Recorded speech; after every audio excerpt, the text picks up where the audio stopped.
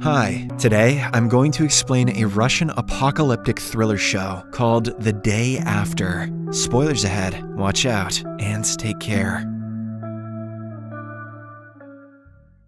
The show opens up with an advertisement mentioning that humans should be given a second chance. It then talks about a pharmaceutical company called Pinnacle Corporation that is apparently helping the world become a better place. Following this, the scene shifts to an underground bunker-like place where a bunch of people are lying on the floor. Soon, two of them, Irina and Pasha, wake up. They have no recollection of the past or how they ended up there. To make the situation more creepy, they find other unconscious humans lying around the place. Terrified, Irina and Pasha try to find a way out of the place, but to no avail. Suddenly, the other humans also regain consciousness. Even they have no idea how they ended up here. That must have been one hell of a New Year's party. While trying to locate a way out of the place, two other people, Natasha and Sasha, enter the bathroom and find a guy hiding inside. He introduces himself as Nerd and starts laughing like a maniac, saying they are going to die soon. Shortly after, a fierce young man, Valera, asks all 11 people to gather around and try to remember the moments just before their kidnapping. Natasha mentions that she was having a normal day with her family and friends. The very next thing she remembers is waking up in this desolate place. As the discussion goes on, Nerd notices a camera in the room and tells everyone that they are being watched. Elsewhere, in the busy streets, an old man, Mr. Randomsky, can be seen speaking over the phone with someone, asking them to leave the city as soon as possible. Later, he receives a call from a random number, informing him that his daughter has been kidnapped and is in danger. Randomsky is then asked to arrive in the lab within an hour if he wants to see his daughter alive. Having no other choice, he agrees. Back in the underground bunker, Sasha and Irina find some old photographs of doctors and deduce that the place used to be a research lab, or probably an operation theater, or maybe a place for sex parties. At the same time, Pasha, Nerd, and another guy, Mitya, enter the cold storage room and find a lot of powdered food there. This makes Mitya realize that whoever brought them here is planning on keeping them for a long time. However, Nerd, being a pessimist, asserts that the food is being poisoned. To test the theory, Mitya brings the food to the other room and places it on the table. Valera immediately picks it up and starts eating it. When Mitya sees that the food is showing no side effects on Valera, he too joins in and starts eating some corn puffs. Meanwhile, Sasha and Irina are searching for the operation theater, and it looks like they have found it. They open a hidden door and inside find an operation bed with some tools and belongings of a child nearby. Irina, who seems to be a surgeon, immediately recognizes the tools and informs the others that they are used to amputate body parts. After a while, everyone leaves the room, but Nerd, along with a mischievous guy, Xenia, continue their investigation. Nerd tries to smell a suspicious powder from the table, but Xenia blows on it and sprays the powder all over Nerd's face. This suffocates the latter, causing him to cough profusely. To make the situation worse, Xenia walks out of the room and closes the door, trapping Nerd inside. Fortunately, Irina and Natasha arrive just in time and open the door. At this point, Nerd is coughing up blood and suffocating horribly. Seeing his condition, all of them are terrified and start blaming the mischievous Xenia. Elsewhere, as Radomski is being taken away in a van, he suddenly attacks the guards, resulting in a minor brawl. During the commotion, an important vial kept inside a box rolls over and falls into a hole. Then it collides with a fan and breaks. The contents of the vial start flowing until it reaches a railway station where a lot of people are waiting for their train to arrive. Surprisingly, all of them start losing their senses and fall to the ground one by one. In the next scene, a news channel reports that an unknown substance has been spilled at a station, causing thousands of people to suffer from symptoms like high fever and poor eyesight. It also mentions that the mortality rate of the disease is high and that the government is trying its best to keep it under control. Meanwhile, inside the Pinnacle Corporation headquarters, an employee enters the CEO, Mr. Glotov's office and informs him about the escape of Randomsky. He also mentions that the virus inside the vial they were after has been destroyed and people around the city are suffering from it. Enraged, Glotov yells at the employee and asks him to find Randomsky at any cost. He also mentions that the information about their secret project Clayton should not get leaked. Furthermore, no one should know about the Pinnacle Corporation, which experiments on genetic mutations and ravages the city with viruses. Elsewhere, Sasha continues searching around the bunker and finds some photographs where the doctors are wearing aprons containing the logo of the Pinnacle Corporation. Seeing this, he immediately calls the others to the room and tries to make them understand that they are being trapped by Pinnacle for some reason. Sasha also talks about Project Clayton, which he found while he and his team tried to hack the main servers of the Corp. Sadly, none of them believe in his words and walk away. What reason could they possibly have not to believe him?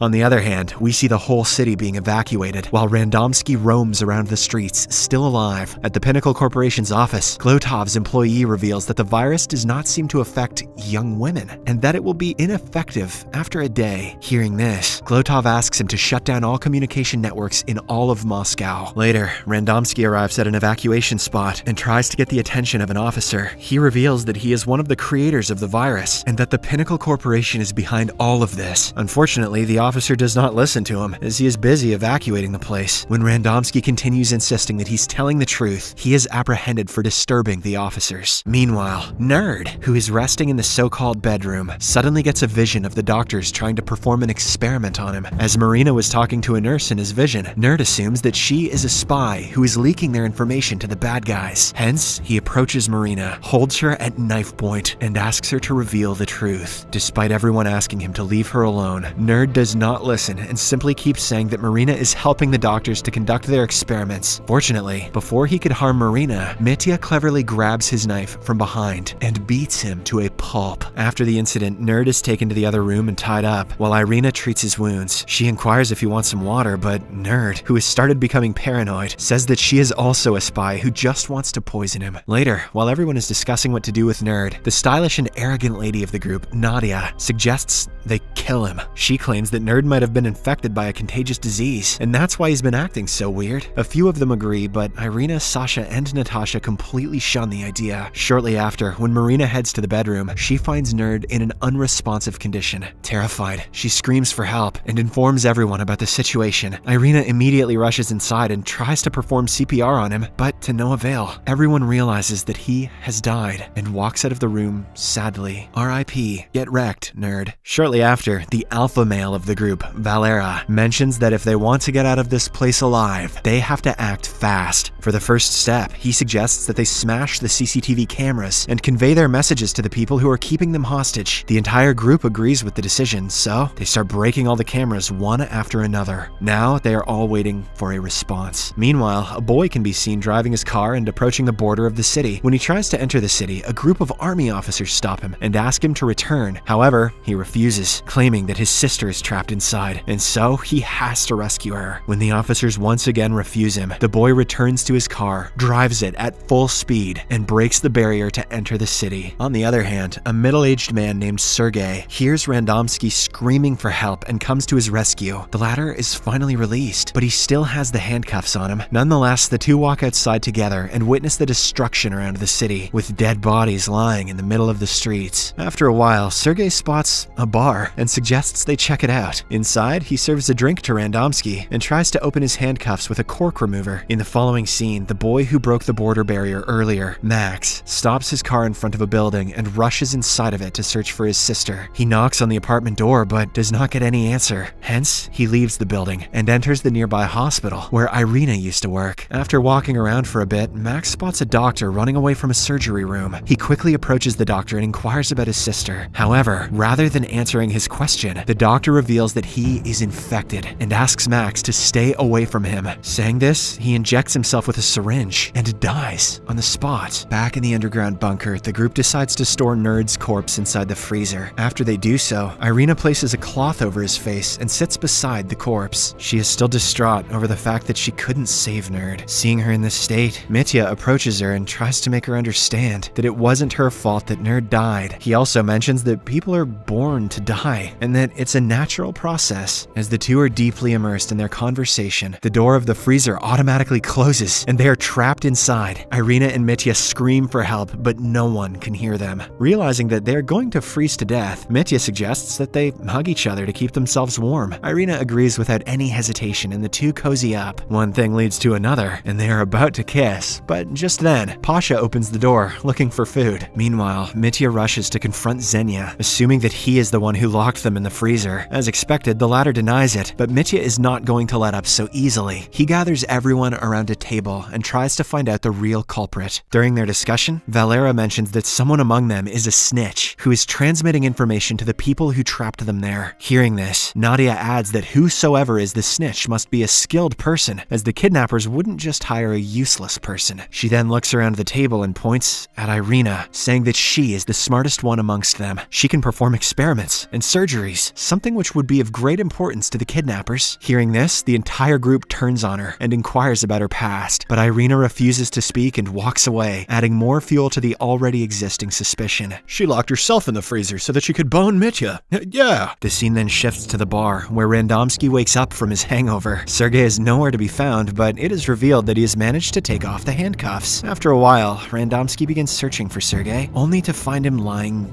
dead in the kitchen. It turns out he was already infected with the virus. Back in the underground bunker, Mitya confronts Nadia inside the bathroom and asks for some narcotics. When she refuses to have any, he grabs her by the neck and kisses her. Following this, the two start undressing and get intimate, unbeknownst to the fact that Xenia is filming all of this, hiding inside one of the toilets. Later, while everyone is busy discussing, Nadia arrives there wearing a towel and attacks Xenia, suspecting that he is the one who turned off the shower. Right then, Natasha emerges from the other room and informs everyone that there is no water in the bunker. Even the freezer has been turned off. Terrified, they quickly collect the remaining bottles of water and walk out of the freezer. Elsewhere, we see a group of high-ranking officials discussing the city situation. They are regretting the fact that they handed over their top-secret project, Clayton, to Glotov. Back at the bunker, the group gathers around the table and tries to ration the remaining bottles of water. However, Valera becomes aggressive and tells everyone that from now on, he will be in charge of the food and water supplies. As everyone there stares at him in anger, Pasha concludes that they are getting punished for smashing the cameras. That can't be it. How would they even know that they smashed the cameras? Stupid. Wasting no time, Sasha and Xenia start repairing a camera and eventually succeed. They then try to ask their kidnappers to turn on the freezer and also the water supply. Unfortunately, rather than listening to their requests, a loud, irritating noise is played in the bunker, compelling them to cut all the electric wires. Meanwhile, Sasha puts his hand over the bathroom's ventilation and deduces that the air supply has also been cut off. Elsewhere, as Randomski is searching for his daughter around the place, Max runs into him, and together, they hide inside a building. Once they reach a safe location, Randomski reveals that he is one of the scientists who created the virus. He was pressured by a group of evil men whose only agenda was power and wealth. Randomski then pleads with Max to help him find his daughter, but the boy refuses, saying he doesn't help terrorists. In the next scene, Glotov meets with the high-ranking officials and apologizes for his mistake. He also lies to them that Randomski is already dead. Glotov then assures the officials that he is very serious about their mission and that he can never betray them. Saying this, he walks away, but not before telling the officials to make a decision on his future. Meanwhile, desperate to get out of the bunker, Valera starts scavenging through the storage room to find something useful. Eventually, he finds some materials that could help him prepare a bomb. Valera then approaches the other group members and explains his plan. He wants to use the bomb to blow up one of the exit doors. Although the mission is a dangerous one, the group is willing to take the risk, so they agree. With this, Valera, along with the help of Xenia, starts preparing the bomb. Right then, the radio transmitter in the room starts working. A man narrates that the virus has ruined the entire city. Thousands of people have died, and millions more are infected. This shocks everyone in the room, and even believe that the underground bunker is a boon to them. Nonetheless, they continue with the bomb experiment and fit it on one of the bunker's exit doors. The episode ends with Valera sticking a cigarette to light up the bomb, and everyone else waiting for it to explode. We're going to continue this one in Series Recapped, so be sure to check it out.